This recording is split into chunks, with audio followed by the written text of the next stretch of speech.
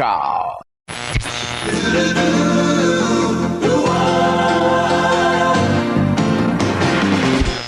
This, we want to talk about Apple stuff. I was like, why would we talk about Apple stuff?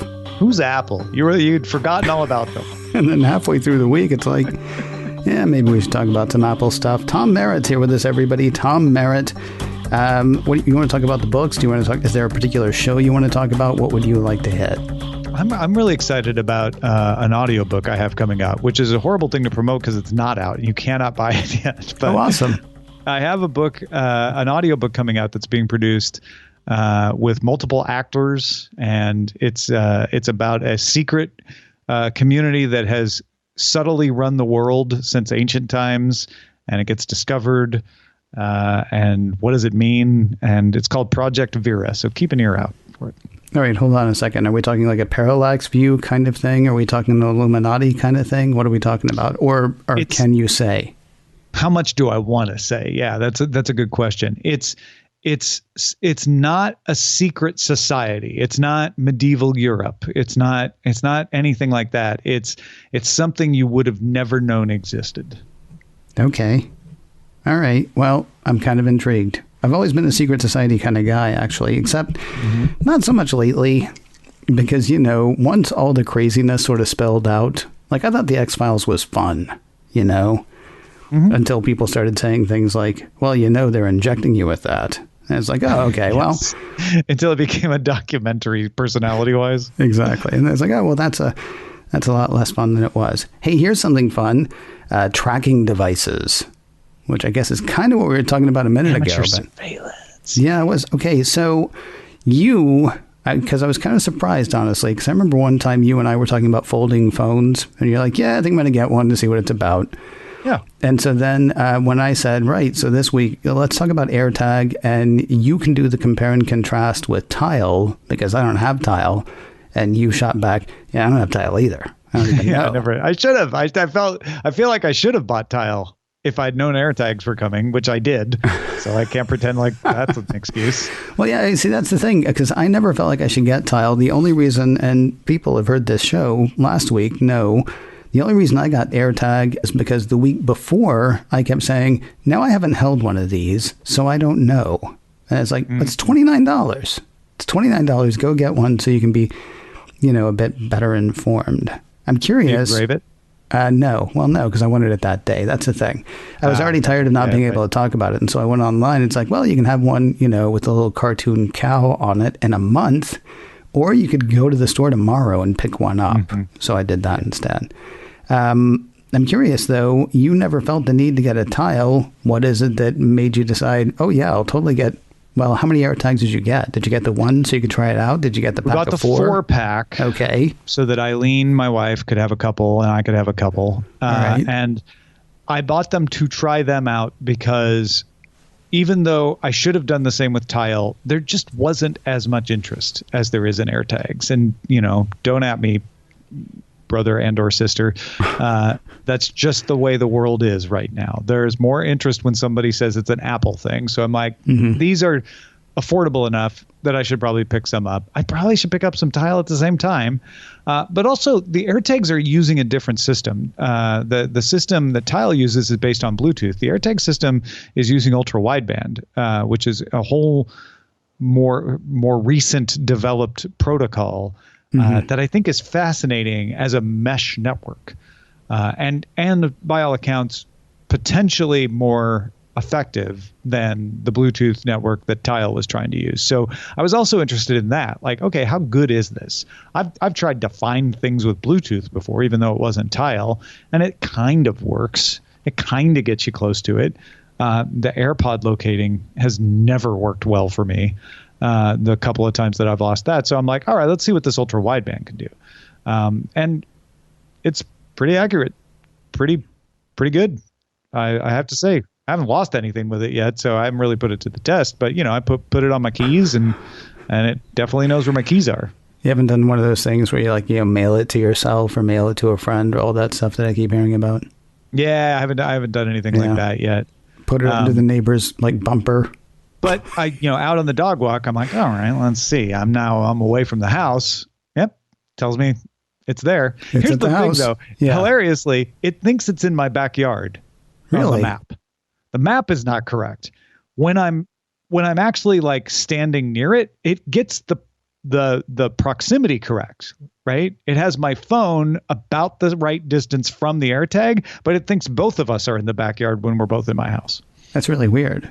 Yeah. Is your house sort of like Faraday caged? No. It's like their map's off by, 20 meters or something. Yeah, I don't know. Right. So, well, I guess there are a few things that I'm wondering about. I mean, is there anything about well, I want to back up.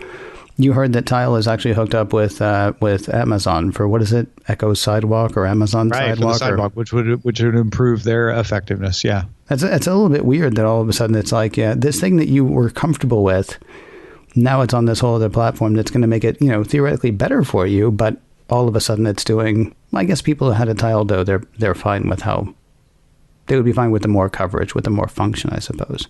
Yeah. And again, you hope that really smart people are auditing this to make sure, but there's no reason that it needs to leak any data out of you to work properly. There have been a few different stories about AirTag that I found kind of interesting. To me, right now, they are mostly just, oh, well, that's interesting, or oh, that's amusing. Like the guy who was able to take it apart. I can't remember what his name was. Stack, Smash, Stack, something along those lines. Guy who was able to take it apart and dump the firmware and make it so they could put out a different message. He said that he actually had to take out the board and hook it up to a different board. And also he bricked too while he was doing it. So not the easiest thing in the world. There was the other story about the people who were able to sort of use it to send a message that Apple could neither monitor nor control, basically through sort of like the handoff thing that the devices do. You basically hijacked the ultra wideband network, to stick some characters in the protocol. Right. It doesn't know are there. Then that guy then said, so really I can't do anything with this, except you could see a time where somebody could. That's why I use the term Faraday cage, actually, because he was talking about the fact that theoretically you could exfiltrate information, but I mean, the moon would have to be in the 7th house and Jupiter would need to be aligned with Mars. Is there anything about any of this that's worrisome to you, or is it all just like, yeah, this is fun, let's see what happens? I mean, it's the equivalent of the security breach of typing a message in as your name when you beeped somebody on a phone in the old days, when it would allow you to say who was calling. So you'd change the name of who was calling to meet you at the bus station. Like it's that kind of. I don't think even the exfiltration of data is particularly attractive because you can't get data off the phone. It would take a chain of exploits to figure out how to get the data off the phone into the ultra wideband system, and then you've only got like a few characters to work with. So no, I'm not terribly disturbed by that. In fact, I think that it's kind of a fun hack. And if this was being reported in 2006, everybody'd be talking about all the fun that you could have by creating your own little messaging system. It's just that, we live in dystopia now. So everybody always immediately goes to, well, okay, what are the privacy implications? Okay, on a more, I don't know, I don't want to say down to earth. I want to say down home, grassroots. I mean, all of these are terrible terms because I'm about to bring up something rather serious. Okay, so exfiltration of data is not so much of a concern. There have been a number of articles, although most of them seem to be based on a Washington Post article, about the potential of these things being used as stalkerware, basically. Sure. It seems to me that Tile could be that as well. It seems to me that Tile might even be that, better in a way, because the AirTag is smart enough to go, right, where's the iPhone I'm supposed to be paying attention to? I haven't seen that in 3 days. Right, I better say something. Beep really loud. Exactly. Yeah. I mean, is there anything to any of those reports, or are you just reading it like, well, yeah, that and almost every other electronic device at this point? Well, yes. I think the reports are good in so much as they say, hey, everybody, be aware. If you're in a situation where this could happen to you, you might want to check to see if it's happening to you. Because most of the scenarios are somebody drops an AirTag in a purse without the person knowing, right? Somebody hides an AirTag in a shoe without the person knowing. And then they can track them. In a shoe? I mean, they're bigger than that. That's the problem I think I have with all these stories is like the AirTags are pretty big. So if you know to look for one, it's not going to be hard to find one. And I'm not trying to minimize the danger of like, oh, here's another tool that a stalker can use. Yeah. But I also don't think it means it's Apple's responsibility to stop all potential misuses of technology. I think there is a line, and maybe I'm just becoming an old man, but to me, it's like they should do things to try to mitigate it. And they've already responded by saying, oh, yeah, okay, I think we can tweak things a little bit to make it even harder for the stalker to misuse it. But when people like that want to misuse it, they're going to figure out a way to misuse it. So the other thing you can do besides making that hard is also make people aware. So I like the stories in that they make people aware. And it's like, hey, you know what? If you're in a weird situation like that, you might want to keep an eye out for this big, huge, bigger than a Mentos sized thing that might be in your shoe. And you should know what its limitations are, so you can be like, oh, okay, so if it's away from that phone for 3 days, then it beeps. Okay, how can I test that? I think arming people with information is as important as mitigating the misuse of it, because you're never going to prevent all potential misuses of it. It's like a Mentos that somebody sat on.